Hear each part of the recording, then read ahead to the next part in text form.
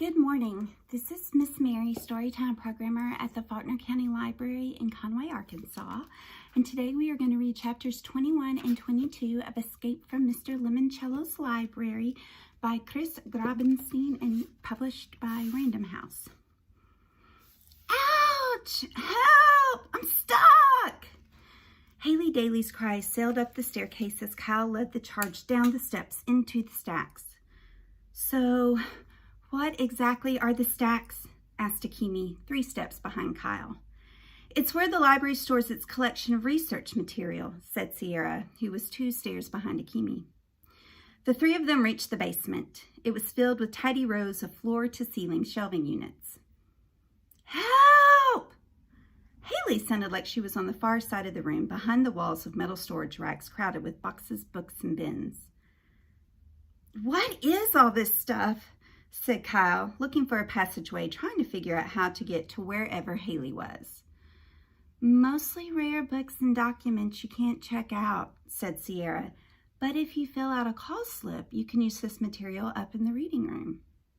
With a whir and a whoosh of its electric motor, a shiny robot the color of the stormtroopers in Star Wars scooted across an intersection between bookshelves. It moved on tank treads and had what looked like a shopping cart attached to its front. Let's follow that robot, said Kyle. It might know the fastest way to reach Haley. The trio dashed up a narrow pathway to where they saw the robot extending its quadruple jointed mechanical arm to pluck a flat metal box out of a sliding compartment. The box had been stored in a section of shelving with a flashing LCD that read, Magazines and Periodicals, 1930s. Somebody upstairs wants an old magazine, said Akimi. They're probably researching the Gold Leaf Bank building, said Sierra. I think it was built in the 1930s. Help! Screamed Haley. I'm stuck! Hang on, shouted Kyle. We're coming. Well, hurry up already. This way, said Kyle. They scampered up another aisle, turned right, and saw Haley, her hand jammed through a horizontal slot near the top of the basement wall. To reach it, she'd had to stand on an elevated treadmill maybe 30 feet long.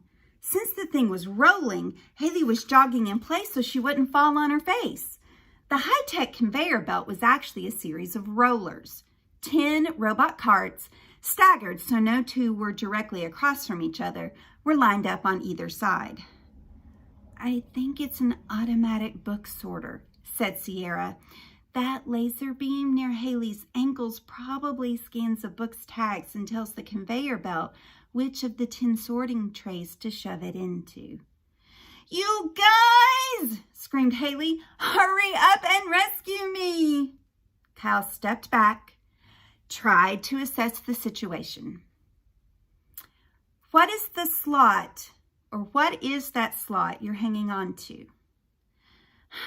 The bottom of the stupid book drop, said Haley, trotting on the treadmill. I saw it on the floor plan. People can walk up to it on the sidewalk and return their books. I figured it had to lead down here.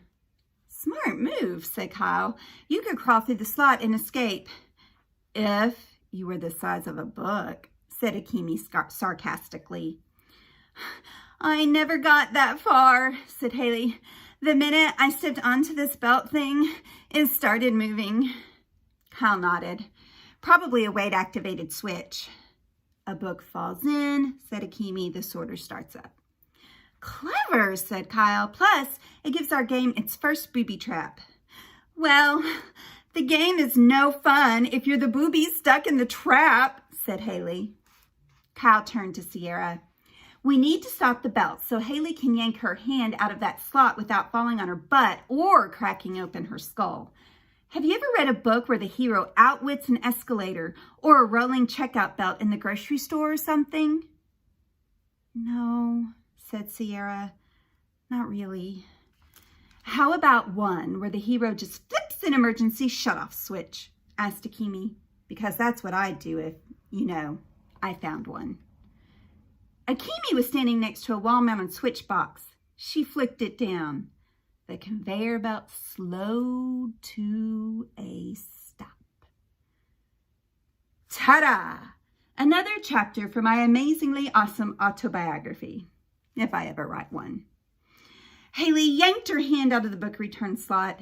It sort of popped when it finally sprang free. She collapsed to her knees on the frozen treadmill. My hand feels flatter than a pancake, she moaned. Are you hurt? Asked Kyle. Maybe we should tell the security guys that... What? That I have a boo-boo and need to go home? Forget it, Kyle Keeley. You're not going to beat me that easily. I'm not trying to. Haley showed him the palm of her hand. Save it, Keeley. She crawled off the conveyor belt. One way or another, I'm going to win this game. I just hope starring in Mr. Lemoncello's commercials earns me some decent money. She hobbled around the bookshelves toward the staircase up to the reading room. When she was gone, Akemi raised her hand. Question. Yeah, said Kyle. How come the guys inside the control room didn't flip a switch to shut down the book sorter when they saw Haley doing her cardio cha-cha-cha on it? Kyle shrugged. Maybe they weren't watching. Actually, said Sierra, pointing to a square tile on the floor near the book sorter, I think they were. Kyle looked down. The tile was glowing like one of the tablet computer screens upstairs in the rotunda. Cal read the words zipping across the illuminated square. Congratulations, he read out loud. For helping Haley and being a sport, you've earned much more than a good report. The tile popped open. Inside a small compartment was a rolled up tube of paper with the yellow cards clipped to its end. Huh, said Akemi. I guess somebody was watching. Cal pulled the yellow card off the paper tube. It smelled like lemons. What's it say? Asked Sierra. Cal flipped the card over so Sierra and Akemi could see what was printed on it. It read, Super Duper Bonus Clue. And that's the end of chapter 21. I'm so glad that they were able to help out Sierra, although Sierra she seems pretty intent on winning this thing on her own. She seems very worried about money. Although I am kind of disturbed that the adults were watching this and didn't flip an emergency switch to help Haley. I kind of agree with that. That seems kind of not cool or safe. But I wonder if the next chapter will tell us what the super duper clue is. Are you ready? Okay, here we go. Chapter 22. Oh man, that was so dumb. Haley could not believe how idiotic she had been. Trying to crawl out of a book return slot? Like that was going to work. She was giving herself a good talking to as she trudged up the steps to the first floor. When she entered the rotunda, she saw Charles Chiltington slipping out into the lobby again. Chiltington was a snake. Worse, a garden slug. Maybe a leech. Something oily and slimy that left a greasy trail and liked to mooch off of other people's ideas. That was why Chiltington had tailed the twin library nerds, Peckelman and Fernandez, upstairs during last night's dessert hunt. Haley was smart enough to know that Chiltington was hoping to steal the book geek's ideas. Actually, Haley was a lot smarter than anybody, except for her teachers and whoever scored her IQ tests knew.